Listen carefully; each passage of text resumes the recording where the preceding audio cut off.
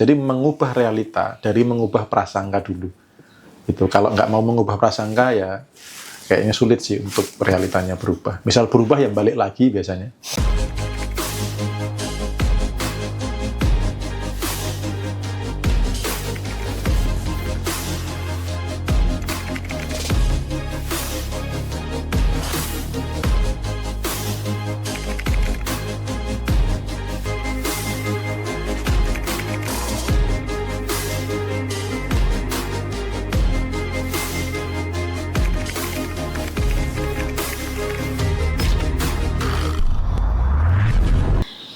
Oke, gitu ya teman-teman semuanya. Nah, Mas Bimo, ada pertanyaan sebelum kita tutup nih.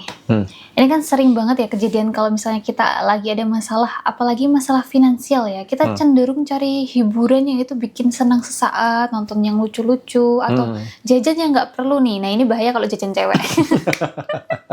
Masa cewek jajan cewek nih? Kebalik dong. Cewek cowok, cowok cewek. Padahal itu kan kebahagiaan semu ya Mas ya.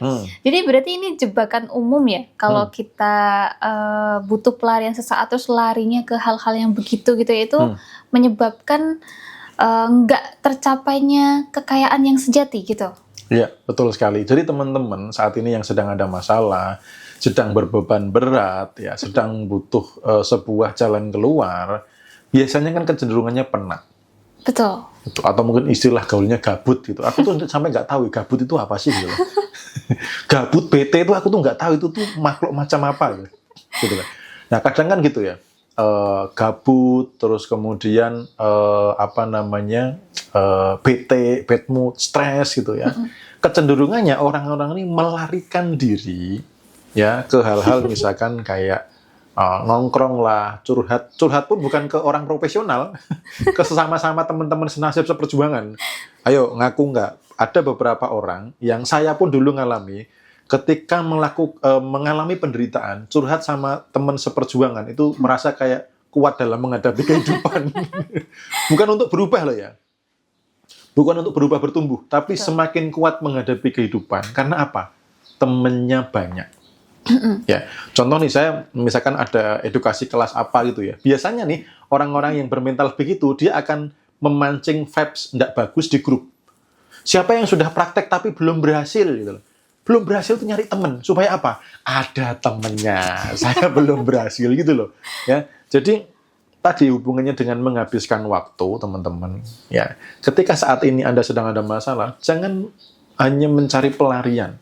Hiburan tuh boleh, tapi jangan sepanjang hari menghibur diri dengan kebahagiaan semu. Yang di situ masalah Anda nggak akan selesai. Atau melupakan masalah seolah-olah ya dengan ke klub atau mabuk atau apa. Emang masalah selesai? Enggak, justru masalah baru timbul gitu kan. Bisa kesehatan, bisa keuangan makin buruk gitu ya. Dan lain sebagainya. Jadi teman-teman yang sedang ada masalah, sedang berbeban berat, sedang mungkin hubungan tidak harmonis, dan sebagainya, habiskan waktu untuk hal-hal yang solutif. Gitu loh. Kalau finansial ya belajarlah skill baru, belajarlah cara-cara baru, terutama buat teman-teman saat ini yang kerjanya bisa digantikan AI atau mesin, segera belajar skill baru. Ya. Karena nanti lama-lama Anda tidak kepake. Makanya beberapa orang-orang yang pandangannya luas itu 2030 itu benar-benar momen krusial gitu ya teman-teman ya. Kalau teman-teman tidak menyiapkan diri dari sekarang, nggak belajar skill baru, nggak bertumbuh dari sekarang, ya teman-teman akan jadi korban dari perubahan dunia yang ekstrim. Ya, gitu. Jadi teman-teman habiskan waktu Anda ke arah solutif. Ketemu siapa? Kalau mau sharing curhat dengan orang yang profesional, dengan orang yang ahli di bidangnya, ya kalau mau bisnis juga belajarlah ke orang yang ahli di bidangnya. Kalau yang sudah punya uang mau investasi ya belajarlah dengan orang yang ahli di bidangnya. Jangan terlalu mudah FOMO ikut-ikutan karena ada juga kejadian yang beberapa teman ini kena gitu loh, yang arahnya sebelah sana itu sampai miliaran gitu loh. Karena apa? FOMO gitu, pengen kaya instan dengan berbalut kata-kata indah, akhirnya apa? Terjebak gitu. Ya, jadi teman-teman buat yang masih punya beberapa masalah tadi, habiskan waktu Anda untuk hal produktif ya, gitu. Jangan lagi hanya diisi untuk hiburan yang semu. Hiburan boleh kok. Hiburan tuh boleh. Jangan sampai gini. kerja keras, ya kan, mengumpulkan uang untuk piknik, ya. Habis piknik, uang habis, stres. Lalu kerja keras, stres, butuh hiburan, piknik. Habis piknik, uang habis, stres, kerja. Jangan gitu-gitu aja ya teman-teman ya. Tapi upgrade skill, upgrade kemampuan diri, upgrade circle juga, supaya apa? Finansialnya nambah, kumpulkan uang sebanyak-banyaknya, habis itu buatlah uang itu bekerja untuk Anda. Gitu. Oke, gitu ya teman-teman semuanya. Nah, kita akan membuka nih pertanyaan bebas kali ini. Teman-teman mau bertanya apa? Asal nggak tanya ini ya, ada slot jodoh nggak? Oh, nggak ada. Ya, sebelum sambil nunggu teman-teman yang lain yang mau tanya, silahkan tulis di kolom komentar. Saya izin merangkum sedikit, menyimpulkan beberapa pembahasan kita hari ini. Karena kalau pas sama Mei, biasanya aku ngobrolnya terstruktur gitu ya. Kecuali malam-malam hanya pengen sharing. Yang pertama itu adalah pentingnya bagaimana kita punya kesadaran. Kesalahan orang-orang yang pengen kaya, ya, tetapi melakukan kesalahan-kesalahan fatal yang hanya melihat dari kulitnya saja. Yang kedua, bagaimana punya pondasi kaya dari dalam. Kekayaan sejati bukan hanya dari saldo rekening, tapi dari ketenangan, dari kebersihan hati. Lalu setelah punya pondasi kekayaan sejati, langkah-langkahnya apa saja? Teman-teman tadi, yang pertama sumber informasinya, ya siapa yang siap beli buku setiap bulan, baca buku setiap bulan, lalu apa rutinitas yang teman-teman ulang-ulang, ya. Apakah itu memberdayakan atau menghabiskan waktu sia-sia? Lalu siapa circle Anda? Apakah mensupport Anda berhasil atau tidak? Punyalah kebiasaan menambah teman baru yang lebih kaya, sering-sering berinteraksi dengan mereka, berkumpul dengan mereka. Lalu kemudian tokoh idola Anda siapa? Hati-hati mengidolakan tokoh. Ya, pastikan Anda memahami biografinya, ambil orang yang benar-benar dari nol dan sekarang jadi sukses luar biasa. Anda bisa napak tilas, bisa ngikutin itu. Lalu kemudian programlah bawah sadar Anda. Karena diri Anda saat ini, itu adalah hasil dari bawah sadar Anda di masa lalu. Besok Anda akan jadi apa? Hasil dari pemrograman bawah sadar Anda di saat ini. Nah, sekarang kita akan open untuk pertanyaan. Oke, gitu. Mungkin kita akan ke YT dulu ya, Mas Bimo ya. Boleh? Ada dari Kak Maura Anggara. Mas Bimo, afirmasi itu dibaca atau dihafalkan dan harus mengulang berapa kali afirmasi dan waktu terbaiknya kapan? Terima kasih. Oke, afirmasi bukan soal berapa kali, kapan, jam berapa. Jadi teman-teman yang melakukan rutin ritual apapun dalam tanda kutip ya, termasuk afirmasi, itu jangan fokus di tindakannya. Yang dibaca semesta itu vibrasi Anda. Bahkan yang paling lebih krusial dari afirmasi tadi mengingetin, rasa sepanjang hari Anda itu apa gitu loh. Jangan pas afirmasi tok bagus, hafal gitu ya. Hafal, bagus gitu ya, sering gitu, di jam tertentu berapa kalinya. Tapi habis itu ketemu teman ngeluh. Habis itu lihat kalender cemas, takut, panik ya, afirmasinya nggak berguna gitu. Ya. Jadi bukan soal kuantitatif, tapi kualitatif dari sisi rasa yang dipancarkan gitu. Oke, gitu. Next ada dari Kak Anidi. Aku mengalami waktu kecil melihat orang tuaku berantem, piring terbang, kursi terbang. Oh, ngeri ya, kursi terbang juga ya. Kata-kata nggak baik, dan orang tua sempat pisah tapi rujuk lagi. Sekarang aku sudah menikah, Mas, dan memiliki pengalaman yang sama. Aku udah nggak kuat, mengurus cerai, ingin terlepas dari tekanan hidup ini, tapi belum ada saksi. Aku kasihan sama anak-anakku, Mas. Aku mau hidup tanpa tekanan. Tolong solusinya, Mas Bimo. Ya. Solusinya bukan di perceraian, ya. Sekali lagi solusinya bukan di perceraian, karena walaupun Anda cerai bukan berarti masalah Anda hilang. Atau misalkan Anda dapat pasangan baru, belum tentu itu tidak akan terulang, karena masalahnya ada di dalam diri. Traumatik masa lalu, energi yang nyangkut di situ, itu yang diberesin. Ya, saya nggak bisa ngobrol banyak, tapi teman-teman bisa nonton video yang kemarin, karena itu kan pertanyaan bisa jadi di video waktu awal-awal itu loh, yang kita bahas tentang penyebab masalah berulang. Nah, coba nanti tonton lagi di video setelah itu kan ada solusi-solusinya tuh. Memang di video awal tuh kita sengaja bikin yang panjang gitu, supaya orang itu sadar bahwa iya ya, masalahku begini itu karena ada suatu hal di masa lalu. Nah, di akhir video atau mungkin yang diupload hari ini, itu isinya solusi. Mungkin hari kemarin sama yang diupload hari ini tuh isinya solusi. Jadi coba praktekkan itu dulu. Karena kalau untuk yang lebih detail, saya nggak bisa bahas di di secara online. Tapi saya memberikan solusi-solusi yang teman-teman bisa lakukan di rumah. Intinya sekali lagi, solusinya bukan di perceraian. Saya pun juga ngalamin, karena dia mengiyakan itu kan berarti kan menyimak yang saya sampaikan kan, bagaimana piring terbang, gelas terbang, bagaimana tangan saya kena pecahan beling saat banting gelas, saat awal-awal rumah tangga, itu juga bagian dari pengulangan masa lalu, dari gen yang menurun. Nah, mengubah ekspresi gennya bagaimana, itu sudah saya upload di YT, termasuk mungkin yang malam ini.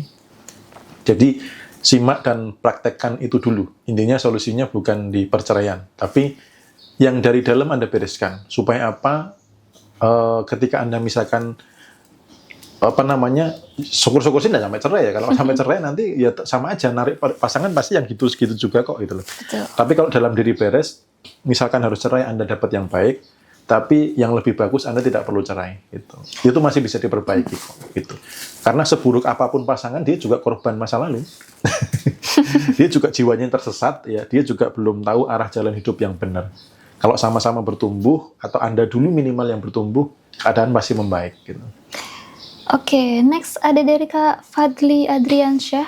Mas Bimo, saya punya saudara kandung yang benci sekali sama saya.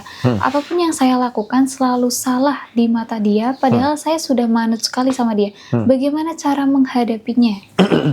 Oke, jadi tetaplah berbuat baik, tetaplah tebarkan cinta, jangan sampai ikut-ikutan benci, karena saudara Anda bisa jadi saudara kandung ini bencinya karena mungkin ya, dulu waktu kecil Anda lebih diperhatikan orang tua. Biasanya yang sebagai seorang kakak tuh, biasanya agak mudah membenci adiknya. Karena begitu adiknya lahir, kakak ini harus ngalah kan gitu. Padahal kakaknya dulu juga mendapatkan perlakuan yang sama. Maka orang tua dalam mendidik ini yang penting nih. Harus info ke anak. Contoh nih, misalkan saya gendongin anak saya pangku gitu ya. Saya akan ngomong ke kakaknya itu ya, bahwa kamu dulu waktu kecil juga gini sama ayah gitu loh. Karena sekarang kan udah gede, dia tingginya udah segini kan, nggak mungkin saya gendong. Yang sudah gede, yang kecil kan saya gendong-gendong gitu. Dulu kecilanmu juga sama. Bahkan waktu ayah nyetir pun, kamu tuh tak pangku sampai ketiduran di sini gitu loh. Jadi kayak mengingatkan memori-memori bahagia dia gitu. Jangan sampai nanti anak itu, kok adik yang lebih disayang ya? Kok adik yang lebih diperhatikan ya? Maka dia akan benci sama saudara kandung. Jadi sebenarnya kakakmu nggak jahat kok. Dia hanya korban dari masa lalu. Gitu. Jadi sarannya kamu tetap baik aja, tetap jangan sampai membalas, maklumi dia, terima dia bahwa dia hanya korban dari masa lalu karena kurangnya klarifikasi dari orang tua. Gitu. Ada pertanyaan, ritual apa saja Mas Bimo yang dilakukan menjelang tanggal jatuh tempo? Tadi tenang dulu, ya, tenang dulu. Percayakan bahwa ada solusi, selalu ada keajaiban.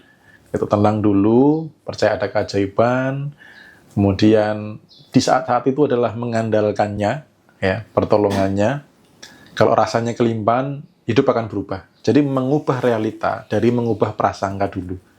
Itu kalau nggak mau mengubah prasangka ya kayaknya sulit sih untuk realitanya berubah. Misal berubah yang balik lagi biasanya. Oke, next dari Kak Aan Official. Saat melakukan hipnoterapi selalu tidur pulas. Apa itu dianggap gagal dan harus mengulangi? Ukuran hipnoterapi gagal atau enggak itu di realita kehidupan, bukan di tidur atau enggak. Ya, karena kalau tidur, misalkan itu masih di gelombang theta, itu programnya masuk. Tapi kalau di delta itu enggak masuk, gitu loh. Okay. Nah, ngukurnya gimana? Realita hidup Anda membaik enggak? Gitu. Karena kalau programnya sudah dibenerin, harusnya realita hidup Anda membaik. Gitu loh. Teman-teman yang meditasi itu coba cek yang rutin meditasi dengan saya, ada perubahan kehidupan enggak? Gitu loh. Kalau nggak ada, perhatikan pada saat Anda meditasi, pikirannya masih kemana-mana, nggak ikut aliran panduan meditasinya atau alur meditasinya atau seperti apa gitu ya. Jadi tolak ukurnya bukan di tidur atau enggaknya, karena tidur itu ada beberapa level gelombang. Jadi theta, alpha dan delta. Kalau theta, alpha itu belum tidur ya. Tapi kalau theta itu setengah tidur setengah bangun. Gitu. Nah kalau delta itu tidur pules gitu. Jadi ngukurnya bukan di tidur atau enggaknya, lebih ke realita Anda membaik enggak. Kalau realita Anda membaik, berarti proses hipnoterapinya berhasil. Oke, gitu. Next, ada dari Kak Zen Review, cara menghilangkan rasa takut kehabisan uang karena gaji saat ini masih belum cukup. Ya, penggal kepala atau apa namanya, matikan logika. Jangan terlalu berpikir logik, ya. Jangan terlalu berpikir logik. Lalu teman-teman coba deh ikut nanti meditasi bagaimana mengolah rasa takut, bagaimana menyadari, menerima, memeluk dengan cinta, lalu mengizinkan itu menjadi energi ilahi gitu ya. Karena apapun peristiwanya yang bikin masalah tuh rasanya, rasa takutnya. Ya, saldo tipis bisa takut, punya uang banyak bisa takut juga loh ya.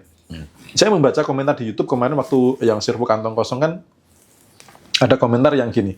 Coba saya kan minta gini, coba taruh uang 1 juta di dompet Anda, bawa kemana-mana, bagaimana rasanya? Dia masih nyaman. Begitu jadi uang 2 juta di dompet, dia mulai kekhawatiran. Ada cemas, takut, khawatir kalau hilang, kalau jatuh, kalau ini itu. Nah, berarti itu kan ada program yang tidak benar tuh. Betul. Gitu ya. Nah, artinya apa? Masalahnya bukan di uang sedikit atau uang banyak. Uang banyak juga bisa takut kok. Masalahnya ada di emosinya, energi in motion-nya. Maka yang diberesin itu. Nah, besok pas meditasi, itu saya ajarin langkah-langkahnya. Kalau besok itu kan terkait kemarahan ya.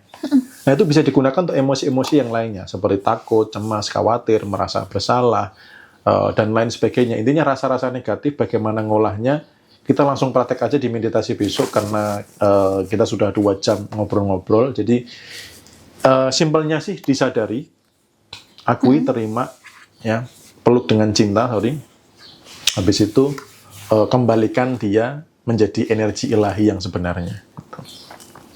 Oke, next pertanyaan berikutnya.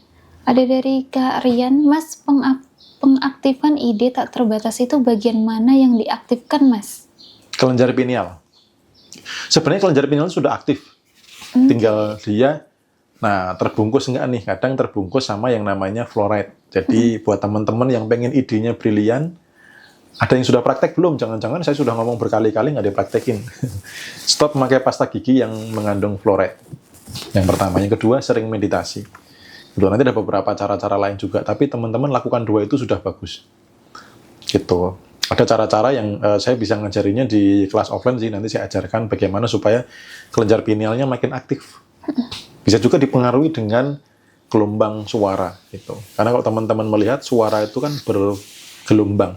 Betul. Ada frekuensinya. Nah, ada benda yang bisa dipengaruhi dengan suara. Gitu. Nah, kelenjar pineal juga sama. Gitu. Next, dari Kak Yukara. Saya punya usaha dagang, omset sama saja ketika modal ditambah. Itu kenapa ya? Ya, energinya tadi. Karena bukan hanya soal modal yang ditambah, bukan hanya soal iklannya yang ditambah, tapi diri Anda, ya, fondasi kayanya tadi. Ya, saran saya kalau tidak nonton dari awal, nanti nonton rekamannya di YT, bagaimana punya fondasi kelimpahan. Karena kekayaan bukan soal yang dilakukan, tapi apa yang di dalam, yang ini akan menarik kekayaan-kekayaan sejati. Gitu.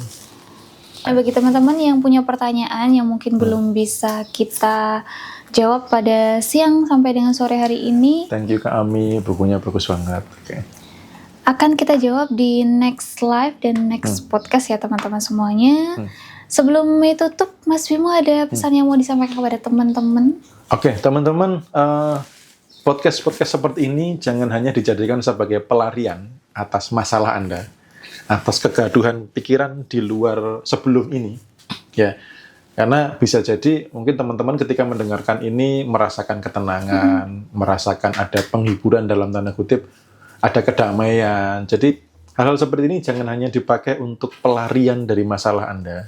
Tapi apa yang saya sampaikan, saya sudah nyusun dengan begitu terstruktur, begitu urut, runtut, supaya teman-teman paham dan bagaimana prakteknya. Maka pesan saya, teman-teman, segeralah mempraktekkan. Karena jangan sampai terjebak hanya di belajar-belajar saja. Aku masih belajar tentang spiritual kok. Aku sekarang lagi memperbaiki diri kok. Tapi nggak praktek-praktek yang lainnya. Ya gimana kondisi akan berubah gitu loh. Ya. Jadi jangan sampai hal seperti ini hanya jadi pelarian, atau jangan sampai masuk ke dalam kondisi mabuk spiritual yang ada lupa memperbaiki action tindakan nyatanya. Dan selama 2 jam lebih saya sudah berikan tindakan-tindakan nyatanya. Ya, teman-teman yang mau mengalami kekayaan, ya khusus yang mau kaya, silakan dipraktekkan. Kalau yang nggak mau kaya, saran saya jangan praktek ya, nanti malah jadi kaya.